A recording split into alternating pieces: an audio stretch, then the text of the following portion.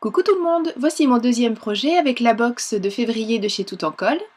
Je commence tout d'abord par découper l'une des feuilles de papier Maya en 27 par 20,5. Ensuite, on va faire une série de plis à 1,5, puis 9 cm et demi plus loin, 5 cm après, à nouveau 9 cm et demi plus loin, et il doit vous rester 1 cm et demi. Puis on tourne la feuille d'un quart de tour, un premier pli à 4,5 et un 11 cm et demi plus loin, et il doit nous rester 4,5. Au milieu, j'ai un genre de gouttière de 5 cm de large. Je vais venir faire une marque à 4,5 de chaque côté de cette petite gouttière, aussi bien ici à droite de mon papier qu'en face. Et vous allez voir, voilà, ça nous sert à faire les diagonales qui sont ici. Donc c'est à 4,5 plus loin. Et je fais ça des deux côtés. Vous allez voir, ça se clarifie un petit peu après, si toutefois vous avez un peu de difficulté à voir ce qu'il en est. Donc, un pli à 1,5, un 9,5 plus loin, puis 5 plus loin, à nouveau 9,5 plus loin. Et après, on fait une petite marque, donc à 4,5 pour tracer la diagonale. Voilà, comme ça vous voyez ce que ça donne. Et de l'autre côté, on avait un pli à 4,5, puis un 11,5 plus loin, ce qui fait qu'il nous restait 4,5. Je marque bien tous mes plis, y compris la diagonale. Voilà, en le pliant sur l'intérieur comme ça, vous allez voir, ça prend tout son sens dans quelques secondes. Ça va nous servir à faire le petit réceptacle dans lequel on viendra mettre... moi j'ai pensé faire des cupcakes, des jolis cupcakes décorés, et les offrir dans ce genre de petit panier, c'est sympa comme tout. Pendant que je vous parlais, j'ai fini de marquer mes plis. Voilà, vous avez l'idée finale de la boîte. Et en haut, le petit revers pour faire la fermeture. Il ne nous reste plus qu'à fixer ce qui n'aura plus besoin de bouger ensuite avec du scotch double face. Donc j'en mets suffisamment pour que ça tienne bien. Puis c'est assez large, donc deux petites bandes comme ça me paraît pas mal. Et on replie ces deux côtés. Je marque bien avec mon plioir. Et voilà, c'est quasi terminé, il n'y a plus qu'à décorer. Alors justement pour la déco, moi je veux habiller cette forme-là avec les triangles qui vont jusqu'en bas. Donc je prends les mesures nécessaires, à savoir les largeurs et la hauteur bien sûr, pour faire descendre mes triangles jusqu'au bout. Donc je prends des repères, je vais découper ce dont je n'ai pas besoin bien sûr, j'utilise mon massicot.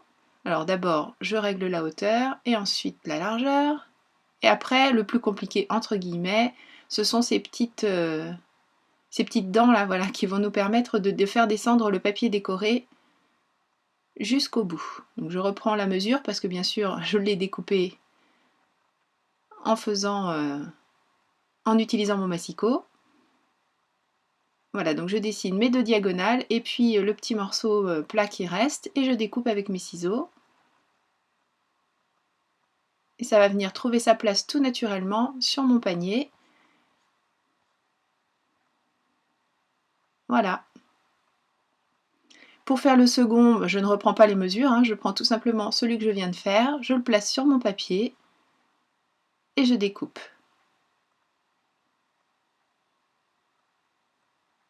Voilà, on gagne un petit peu de temps comme ça. Bien sûr, avant de mettre tout ça en place, un peu d'encre.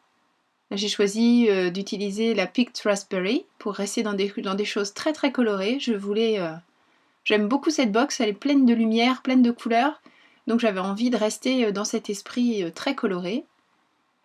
Là, je vais habiller l'avant de ma boîte. Alors, je fais attention, comme je vous l'ai dit dans le livret précédent, à mettre mon papier dans le bon sens, sauf que après, quand je vais mettre la déco finale, vous allez voir, je cache le seul gâteau qui était à l'endroit finalement. Donc, on a l'impression que tous mes gâteaux sont collés à l'envers, mais non, il y en a dans tous les sens sur ce papier. Ça, c'est pas très très grave. Enfin voilà, si vous utilisez le même papier, si vous mettez la même déco, pensez-y, ce sera plus sympa d'avoir vos papiers, vos gâteaux dans le bon sens. Là, je découpe des bandes de 2 cm de haut, 3 cm d'ailleurs, et de la largeur de ma boîte. Et je vais les rendre encore plus jolies en utilisant une perfo de bordure. Donc ça, c'est une Martha Stewart dentelle qui est magnifique.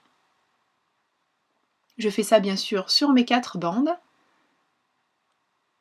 en faisant attention de bien suivre les repères, de manière à ce que tout soit perforé vraiment joliment. Et ensuite, la même encre que tout à l'heure, donc la Picked Raspberry, du scotch double face, et je vais venir coller ces petites dentelles à l'intérieur et à l'extérieur de ma boîte. De la même manière que d'habitude, pour que ce soit aussi joli dedans que dehors.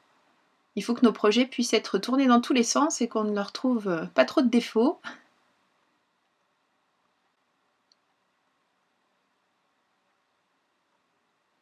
Il faut maintenant que je puisse fermer cette boîte. Donc d'un des projets de la box précédente, de la box de janvier, il me restait un demi velcro.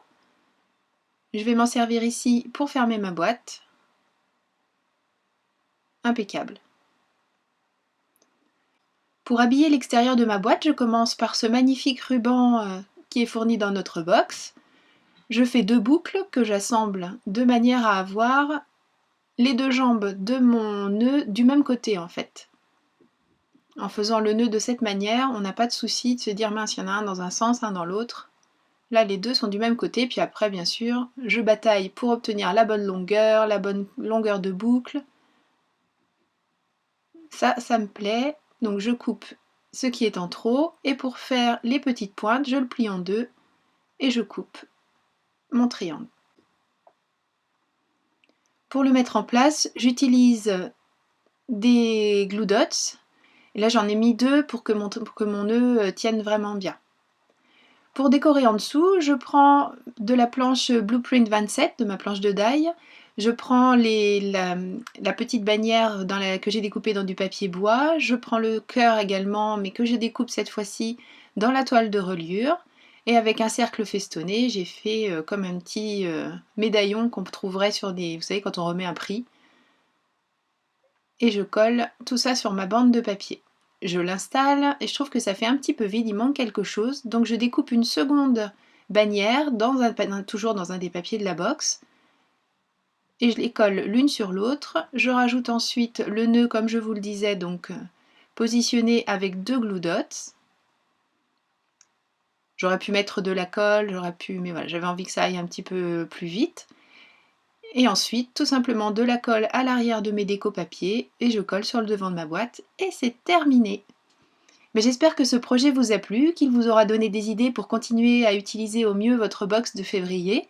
Et si vous ne l'avez pas encore, ça va vous décider à rapidement la commander avant qu'il n'y en ait plus. Mais je vous remercie beaucoup d'avoir suivi cette vidéo. Je vous fais des gros bisous. Prenez bien soin de vous surtout. Et puis amusez-vous bien en scrapant. À très bientôt. Bisous. Bye bye.